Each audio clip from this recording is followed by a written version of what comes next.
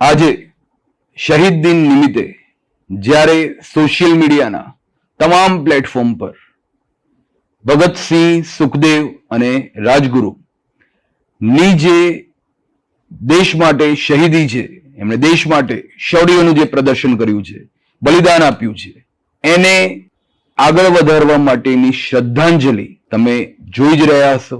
ભગતસિંહ, સુખદેવ અને રાજગુરુ 23-24 વર્ષની ઉંમરે દેશ માટે પોતાના પ્રાણની આહુતિ આપી દે છે. તો આ બાબતમાંથી તમારે પણ શીખ લેવાની છે અને પોતે સ્વયં માટે કેટલાક બલિદાનો આપવા પડશે, જેથી દેશ સશક્ત બને અને દેશ આગળ વધે.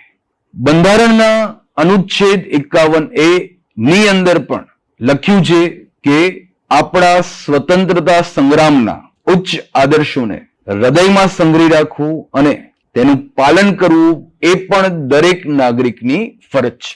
એક મહત્વનું ગીત પણ બધાએ સાંભળ્યું જ હશે કે સ્વતંત્રતા આંદોલનના જે નેતાઓ છે, શહીદો છે, એમણે એના પછીની પેઢીને આ ગીત છે એ અર્પણ કર્યું છે.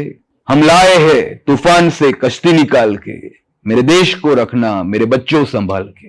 તો આજે યુવાનો, બાળકો જે દેશનું ભવિષ્ય છે, એમણે અને ભગતસિંહ, સુખદેવ અને રાજગુરુ ના જ ગ્રુપના રામપ્રસાદ બિસ્મિલજીએ જે કોટની અંદર ખૂબ જ ફેમસ જે કવિતા કહી હતી, સરફરોશી કી તમન્ના અબ હમારે દિલ में है, देखना है जोर कितना बाजुए कातिल में है, वक्त आने दे तुझे बता देंगे आसमां, हम अभी से क्या बताए क्या हमारे दिल में है.